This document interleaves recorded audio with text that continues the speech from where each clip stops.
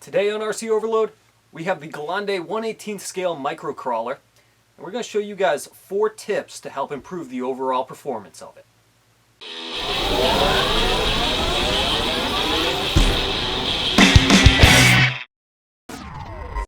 Hey, what's up guys? It's Matt from RC Overload here, and today I have the 1/18 scale Gelande II from RC4WD here on the table, and we're going to do some tips and tricks to it. Now, as you guys know, I've had this truck for a little bit, and we went ahead and put in a dual brushed motor setup in it, which is a huge improvement over the stock setup. However, there's still something about this little truck that bugs me, and that's the suspension is way too stiff for this type of a truck. Now, I'm not looking to get a massive amount of articulation out of the suspension, but I am trying to get a little bit more movement out of it.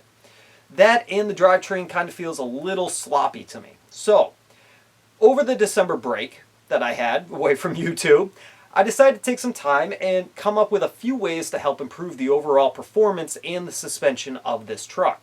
So, I've come up with 4 different tips here that we're going to show you guys, and hopefully you guys can do the same thing and see a huge improvement over the truck. So, let's get into it and show you guys what I've done.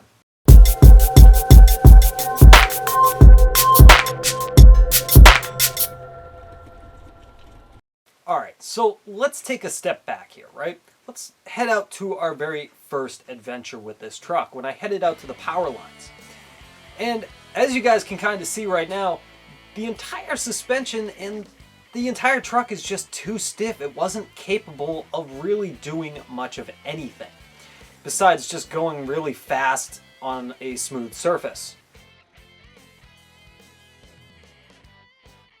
I did put in the dual brushed motor setup, and that was a huge improvement over the truck. It now can crawl over things and have the torque that it needed. However, the suspension and the drivetrain was just too stiff and too sloppy.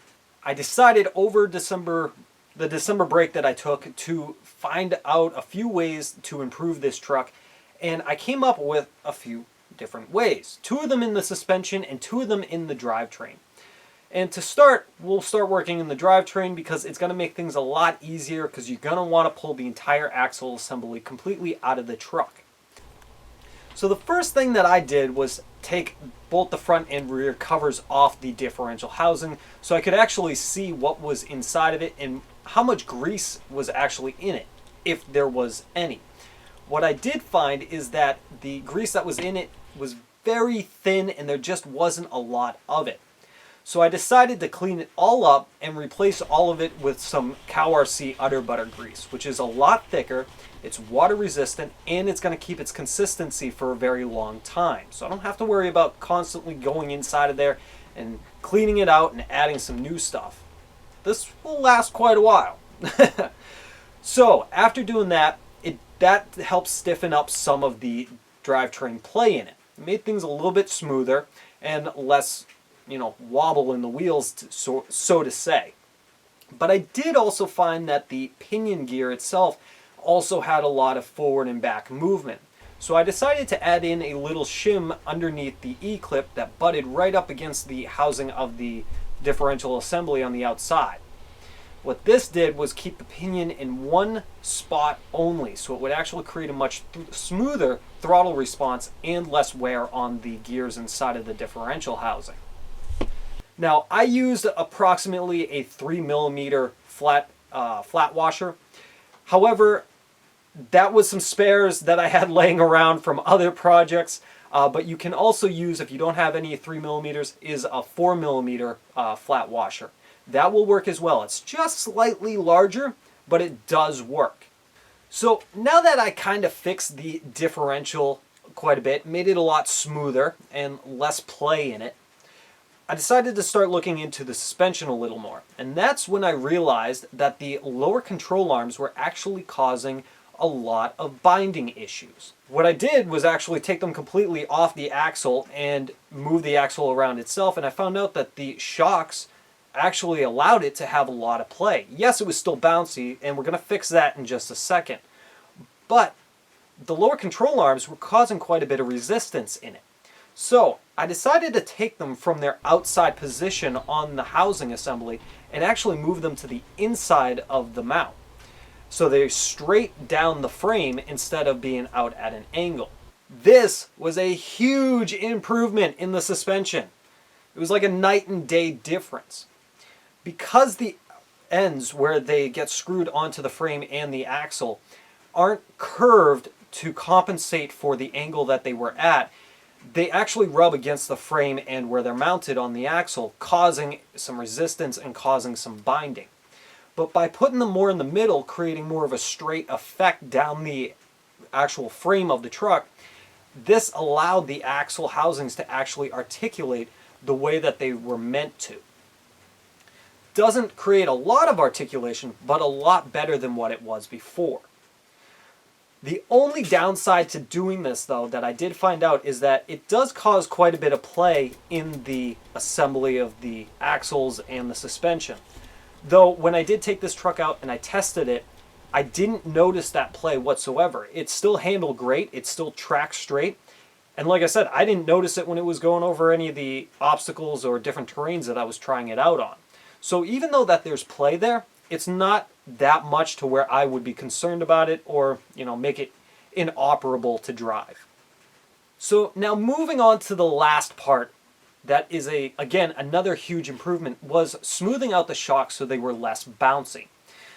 As you guys saw in the first video there, the shocks themselves caused the whole truck to just bounce. It was a very stiff setup. So what I found out after disassembling the shocks is they actually didn't have any fluid inside of it.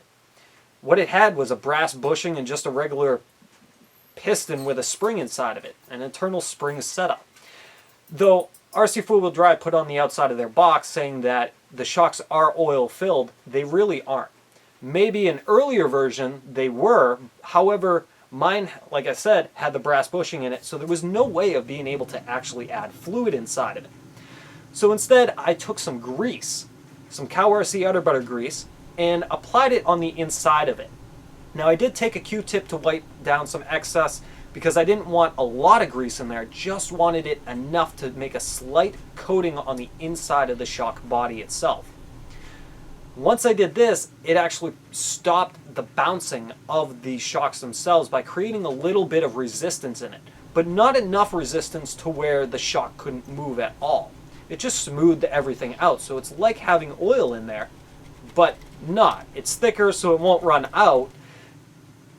So you get kind of like the best of both worlds for fixing a small little problem like this.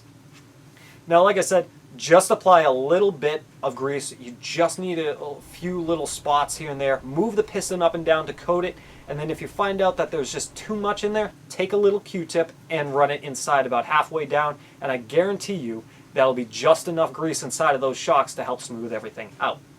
So there you guys go. 4 little tricks to help improve the Gelande 1/18 scale micro crawler. Like I said, I took mine out and it was a huge night and day difference. I absolutely loved it, to the point that I feel like this is how the truck should have actually came out of the box. So, if you guys have any questions on this, feel free to comment below.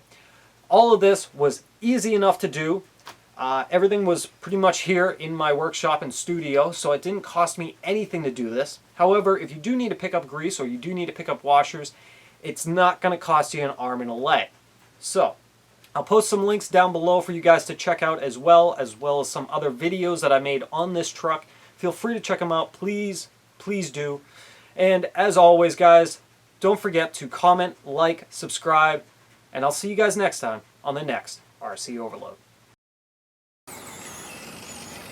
Don't forget, you can check out the description for more info on the tires and stump guard that was used in today's video.